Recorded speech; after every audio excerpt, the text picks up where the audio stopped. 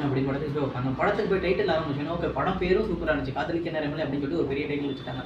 So படம் வந்து ஒரு செம்ம படம் லவ் படமாக இருக்க போகுது அப்படிங்கிற ஒரு எக்ஸ்பெக்டேஷன் நடத்தி படத்தில் உட்காந்தோம். படத்தில் உட்காந்தோன்னே பார்த்தா ஃபர்ஸ்ட் ஹாஃப்ல வந்து பையனே இல்லாமல் குழந்தை பெற்றுக்கலாம் அப்படின்னு சொல்லி ஒரு அறிவியல் பூர்வமான இதெல்லாம் சொல்கிறாங்க. ஓகே ஃபைன் படம் வந்து அறிவியல் பூர்வமான கதை பார்த்தீங்கன்னா அப்படின்னு சொல்லிட்டு உட்காந்தோம் அப்படின்னா ஒரு கன்றாவியுமே இல்லை. படத்தில் பார்த்தா திடீர்னு பாருக்கு போகிறாங்க, ஃப்ரெண்டாக வராங்க, வீட்டுக்கு கூப்பிட்றாங்க, இல்லை வீட்டு பதில் இருக்காங்க, என்ன கருமனே போடல. சரி ஓகே இப்படிப்பட்ட படத்தை பார்க்குறப்ப எனக்கு வந்து என்ன தோணுச்சுன்னா படம் எடுத்து அந்த டேரக்டர் பைத்தியக்காரனா இல்லை நான் பைத்தியக்காரனா அப்படின்றத தோணி முடிக்கிறதுக்குள்ளே படம் முடிஞ்சு எண்டு வந்துச்சு. எண்டில் பார்த்தா அந்த பேர் வந்துச்சு, டேரக்டரோட பேர் வந்துச்சு.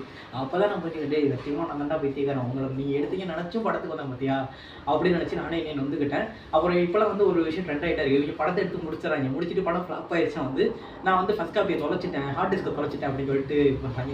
மேபி இந்த படத்துக்கும் அப்படி வருவாங்க. சப்போஸ் அப்படி வந்துட்டாங்கன்னா எனக்கு எந்த பிரச்சனையும் இல்லை. ஆனால் இதுக்கு வந்து ஒரு 4 முட்டு வயசு வந்து ப்ளூ சட்டையை போட்டு நல்லா இருக்குன்னு சொன்னாங்க பார்த்தீங்கன்னா அவங்க மேலே சம்மதம் தான் இருக்குது. இப்போ படம் எடுத்த ப்ரொடியூசரோட அவங்க வீட்டுக்காரர் தான்